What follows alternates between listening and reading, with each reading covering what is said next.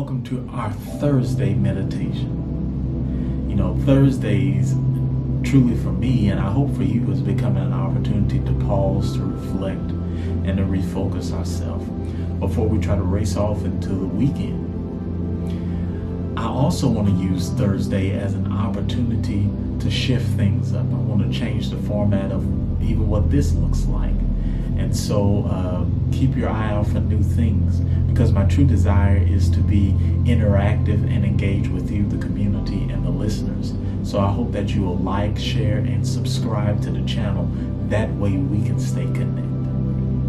Now, one of the amazing roles that I feel every single day, I get to be an advisor to some, or a coach to others, or a guide, counselor.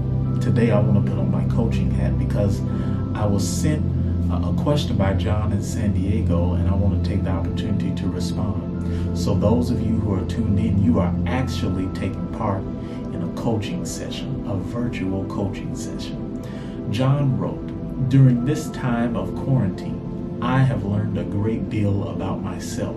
I desire to let go of some things in my life. In other areas of my life, I desire to change and grow. What advice would you have for making positive changes last?" First, to John, thank you for taking the time and being willing to share, because I want to submit there are others who are listening right now to our coaching session who have similar wondering as you do. So first, in my own reflection and in my own research, I would submit that so oftentimes we have difficulty making change last or sticking around because so often we try to change the wrong things. I'm going to lift up a book to you, and I hope that you'll try to catch it in Audible or, paperback is great. Download it on your Kindle. It's called Atomic Habits by James Clear. Atomic Habits by James Clear. And in this book, Clear shares that there are 3 approaches to changing our behavior. The first approach is changing through process. Now, so oftentimes this approach doesn't work because we'll try to revert back, or we'll try to move back into a behavior that we were so comfortable in already. The second approach is changing by forcing an outcome. Now, this is changing by setting a goal. I know we are all familiar with that. I'm going to do this by this date.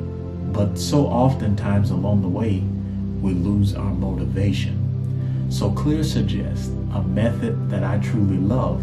He says real change happens when you shift your identity.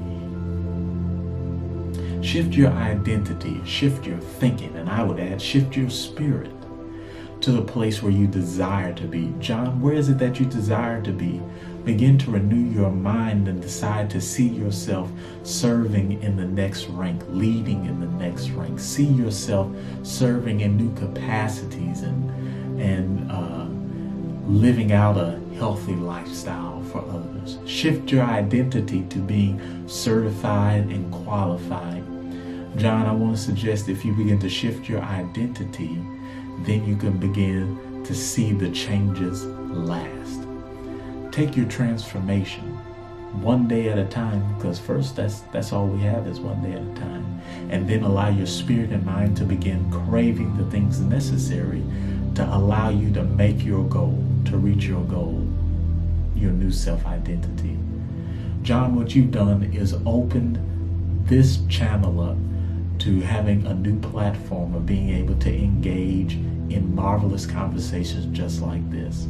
And to those who were tuned in and listening to this coaching session with John, I want to be engaged and in conversation with you as well. I want to come alongside you as your chaplain. So I want to hear from you. And if you have questions, you can always send them anonymously. Change your name It really doesn't matter. But send them to the email link that you see right here below us. It ought to be popping up right now. Send it to that email, and I'll use this as an opportunity to respond. That way we can all elevate and grow together. I want to thank you for joining me on this Thursday, and I look forward to seeing you next week. Be blessed and go in peace.